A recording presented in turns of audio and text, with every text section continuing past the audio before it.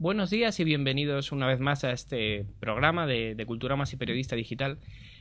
Para la entrevista de hoy pues vamos a tener el privilegio de contar aquí con un escritor que yo creo que ya no necesita presentación, que es el escritor leonés Juan Pedro Aparicio. Muy buenos días. Hola, buenos días. Normalmente aquí cuando hacemos las entrevistas le solemos dedicar la mitad del tiempo a hablar un poco de la trayectoria del autor y el resto del tiempo a hablar de su última novedad editorial. Pero yo creo que íbamos a invertir un poco el sistema, si no te parece mal. Primero, porque bueno, tienes la verdad ya una carrera muy dilatada, pues tendríamos que extendernos pues hablando del premio Nadal, del premio Setenil, de tus incursiones en relato, en novela, y bueno, creo que como no tenemos mucho tiempo se nos queda un poco fuera. Y luego por una razón egoísta mía, que es que me acabo de leer, como te decía antes, el libro del tirón, la verdad me ha encantado y bueno, pues quiero que me hables más de él, ¿no? Quiero dedicarle todo el tiempo. Estupendo, fenomenal. Bueno, entonces yo creo que lo primero sería empezar que nos cuentes un poco sobre el tema cronológico del libro, porque acabas de publicarlo en la editorial Salto de Página, pero no es reciente, ¿verdad? No, el libro salió hace 15 o 16 años, por lo tanto debe tener 17 o 18, porque yo siempre he tardado 2 o 3 años en escribir un libro. Lo meditaba mucho antes de empezar, luego ya lo que es la ejecución quizá no duraba tanto, pero sí que los preparaba mucho previamente. Y este libro tiene la gracia de que esta reedición es una especie de resurrección en un libro que, como has visto, trata de muertos. O sea, que haya una resurrección en un libro de muertos, pues es una muy buena señal. Y es una resurrección en varios sentidos, sobre todo muy específica para un libro, porque cuando salió iba a salir dentro de una aventura editorial muy ambiciosa de una potente empresa española, y por razones que no vienen al caso, eso se frustró. Y la editorial decidió, sin embargo, sacarla con otro sello de la Fundación Ramón Areces, también perteneciente al Corte Inglés, pero salió un poco por la puerta de atrás, de tal modo que no encontró el impulso, no tuvo el impulso necesario que necesitan los libros para darse a conocer. Ahora, en esta editorial, yo creo que va a encontrar su destino, porque es una editorial joven, llevada por gente muy joven, y que curiosamente he visto que han conectado muy bien con el libro, porque esta edición de ahora tiene la siguiente anécdota. A mí me llamó hace 3 meses Pablo Mazo, que es el director de Salto de Página, hace 3 meses. El libro está ahí. Me llamó hace 3 meses. Me dijo, oye, que un amigo me ha recomendado tu libro, me ha dicho que lo leyera, que me iba a gustar mucho. Y dice, me ha entusiasmado, lo quiero sacar. ¿Está libre de derechos? Y dije, pues sí. Y bueno, y ya está ahí en la calle. Y luego, por lo que he visto, y tú me lo corroboras también, porque eres de esa generación que yo quisiera volver a vivir, pero que no hay milagros, y creo que está encontrando su destino. Sí, no, efectivamente lo que comentábamos un poco antes, que es un libro que a mí, sobre todo, lo primero que me llamó la atención es el tiempo que hace que salió, porque leyéndolo lo notas de una grandísima actualidad. Aparte, bueno, sabemos que el género, no sé si se puede escribir con toda claridad en el género fantástico, pero desde luego participa de muchos elementos del fantástico, algo que no es muy habitual en la literatura española, por desgracia para mí, que a mí me gusta mucho. Y la verdad es que sí, tiene una fuerza y una actualidad que a mí la verdad me conquistó desde el principio. Estupendo, pero mira, yo no creo, yo no lo hice con la conciencia de hacer un libro de género, no lo hice. De hacer algo fantástico sí, porque mi literatura, casi toda ella está tocada de lo fantástico, casi toda ella. Este es de una manera especial. Y lo que le ha faltado quizá es esa formación en el lector que hay ahora y que no había antes, para saborear, para entender los géneros o lo que los géneros contaminan a la literatura sin adjetivos, que este es el caso. Yo creo que yo hago una novela, pues una novela como las que yo hago, pues sin adjetivos, pero que de algún modo roza, de un modo muy claro, lo fantástico. Porque tiene que ver con mi obra anterior, transcurre en el mismo lugar, en el mismo espacio, comparte personajes, solo que ahora pues han dejado atrás la vida.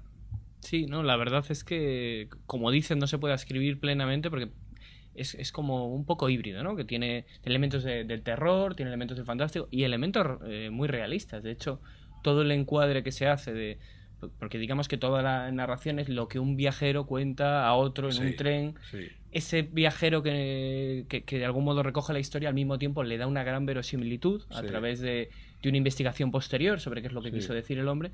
De tal modo que a mí, de hecho, fue lo que más me sorprendió, cómo consigues en esta obra, a partir de unos elementos absolutamente fantásticos, que recuerdan un poco a literatura, yo que sé, a Pedro Páramo quizás, ¿no? Este tipo de mundo de ultratumba, cómo consigue darle un gran realismo, ¿no? Que se puede leer en gran parte como una novela realista. A mí es lo que más me llamó la atención, verdaderamente. Sí, tiene una trampa, porque el inicio, ese encuentro de dos viajeros que casualmente, que entablan conversación de Londres a Leicester, y uno de ellos, el narrador, pues le está llevando a un mundo que es su mundo, porque se ha equivocado de tren. Ha cogido, en vez de coger el tren de los muertos, ha cogido el tren de los vivos, y él no sabe muy bien que se ha equivocado y le está contando su historia, y su historia es una historia de ultratumba. Lo que pasa es que la historia yo me la planteé como una historia de amor. Eso era el núcleo que a mí más me interesaba. Una historia de amor muy especial, sin duda, porque a continuación hay que matizarlo en un ambiente de terror.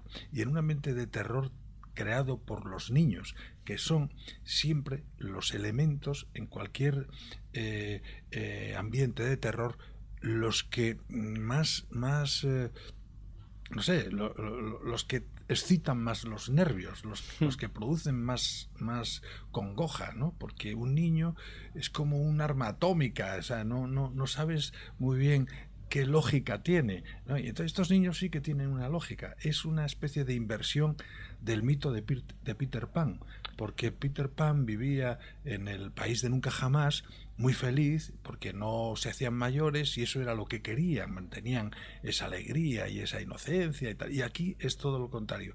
Aquí estos niños, que también están en ese país de nunca jamás, definido por el teósofo Swedenborg como el estado previo a pasar al cielo o al infierno, o sea que sería para nosotros como una especie de limbo, pues estos niños lo que anhelan es vivir una experiencia que saben que no pueden tener, que es la experiencia amorosa. Por eso odian a los adultos y además les mutilan ferozmente, y siempre con una intención apuntando hacia lo que ellos no tienen, la posibilidad de vivir la experiencia amorosa. Bueno, yo no quiero desvelar más. No bueno, sé ya bien. Te iba a decir a continuación, te iba a preguntar por el argumento y te iba a pedir que hablaras tú, porque claro, nunca sabe uno hasta dónde destripar, ¿no? Porque es una novela que tiene muchos niveles de sorpresa según va avanzando. Pero bueno, ya con el material que me has dado podemos ir trabajando. Por un lado has citado a Swedenborg, que efectivamente la novela, ¿no? Lo que reproduce un poco para que los espectadores sepan es esta narración que hace el viajero, en la que cuenta su llegada, una especie de reverso, ¿no? de la ciudad que habitaba, un reverso de la vida, podríamos decir, que está todo amueblado un poco con los libros del místico Swedenborg, ¿verdad? Cuéntanos un poco sobre Swedenborg, cómo llegó esta idea. Pues eso fue posterior. O sea, yo trabajaba en esta idea, y no me pongo a escribir hasta que no tengo más o menos claros los asuntos. Pero a veces esa claridad la alcanzas escribiendo, trabajando, ¿no? Y este fue el caso, porque curiosamente yo había leído, o había tratado de leer el libro de Bioy Casares, La invención de Morel, sí. y siempre lo había dejado. Lo había dejado en las 5 o 10 primeras páginas porque se me iba el santo al cielo, no conseguía retener la atención. Es tan misterioso, no sabes muy bien quién está hablando, qué es lo que está pasando, y eso que es un libro muy cortito, pero que tiene un especial encanto, y que yo sabía que lo tenía. Entonces yo me puse a escribir el mío, pero esto hablo de un tiempo muy anterior. Es decir, yo tenía el libro de Bioy olvidado en la estantería cuando yo me puse a hacer este. Y al acabar este libro, leí el de Bioy. Lo acabé, o sea, pude con él. Y me pareció que tenía alguna similitud. El de Bioy es como Sí. una realidad virtual, este es otra cosa, pero él también habla de Swedenborg, curiosamente, y entonces eso me llevó a ver, porque yo había leído en la antología de la literatura fantástica de Borges, que también hablaba de Swedenborg, Claro, pero lo a mí cita, sí. Swedenborg no se me había quedado. Casualmente yo compré La sabiduría angélica de Swedenborg, que es un libro en el que describe el mundo de ángeles, en un Vips, en Mira. rebajas de una editorial preciosa, cuyo nombre ahora no recuerdo, que saldaba sus libros. Claro. Libros muy bien editados, que tenían siempre un colofón en el que explicaban que abrían una botella de la cosecha tal y de cual y que habían brindado con los duendes de la cueva. Era una editorial con un gusto por lo esotérico y por lo misterioso, ¿no? Entonces, ese libro me fascinó. Y ya, mientras yo hacía el mío, introduje a Swedenborg para darle como una racionalidad Sí. a aquello que yo quería hacer. Porque lo que yo en realidad estaba haciendo era, los vivos, los muertos, permanecen vivos mientras haya alguien en el mundo que los recuerde. Y como ese recuerdo es cambiante y depende muchas veces de unas ensoñaciones que pueden tener los vivos, porque si un padre que ha perdido a un hijo pequeño piensa en el hijo, a veces dice, hoy podría haber sido, no sé, en mi época, ingeniero de caminos, que era lo más valorado, o podría, y si es ella, pues podría haber sido, yo no sé, entonces era con quien se casaba, podría haber sido princesa, y habiendo muerto de niña. Entonces, eso hace que en el libro los niños puedan cambiar de estado de una manera efímera, porque son sus padres los que están pensando en ellos como mayores, pero eso es muy volátil, muy huidizo, claro. No pueden mantenerse en ese estatus y vuelven a ser niños como cuando murieron. Esa es la tragedia de esos niños del viajero de Leicester. No sé si lo he explicado. Sí, yo creo que muy bien. Y recuerdo un poco esta idea de la vida de la fama de Jorge Manrique, ¿no? Esta idea de que uno habita, sigue viviendo en un tipo de vida mientras es recordado. Pues sí, bueno, y salen estatuas, esas estatuas que salen, que esas son las que tienen también una condición muy especial, porque parece una leprosería, a algunos se le cae un brazo, otros, porque además las estatuas pues suelen ser mentirosas, es decir, son creaciones políticas, son creaciones de una sociedad quizá no con toda la información o no con la mejor información y que crea los héroes como un modo como una falsa propaganda, ¿no? de unas falsas virtudes. Bueno, yo creo que eso también está ahí como telón de fondo. Sí, se hace con el personaje de Guzmán el Bueno, ¿no? Que es por ejemplo. El Bueno, por ejemplo, sí.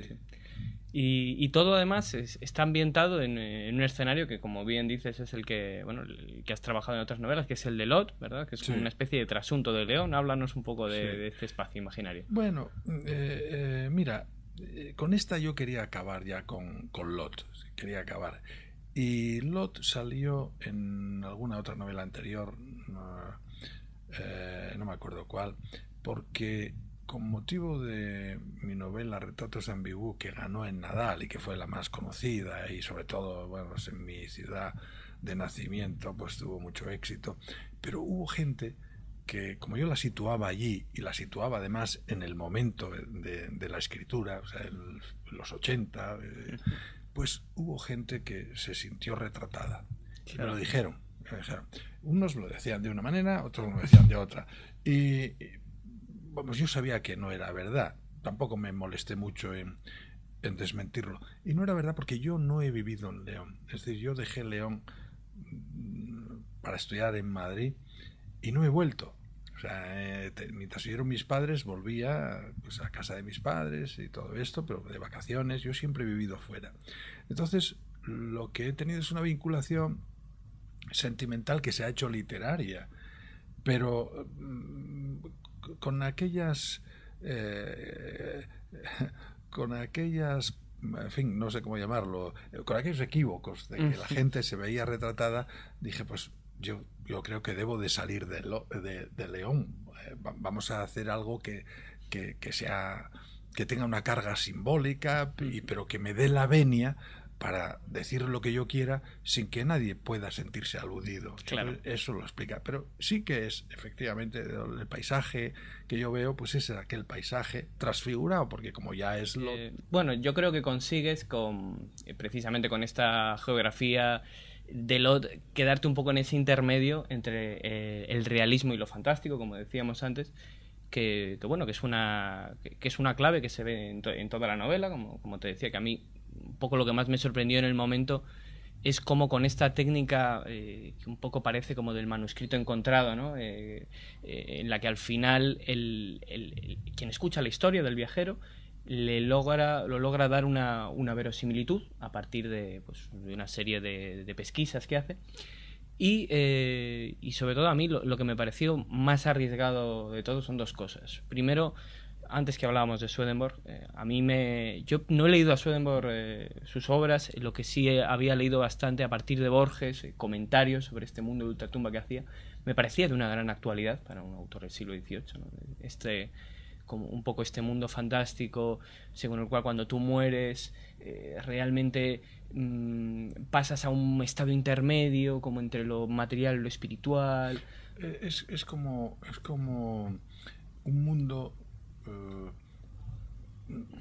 igual que porque los muertos están con sus propios cuerpos, viviendo en el mismo espacio, con trenes, igual que hay trenes en la vida real, con los mismos materiales, pero como una sala de espera, es decir, como esperando la madurez para ir o al cielo o al infierno. Hombre, Swedenborg era un visionario.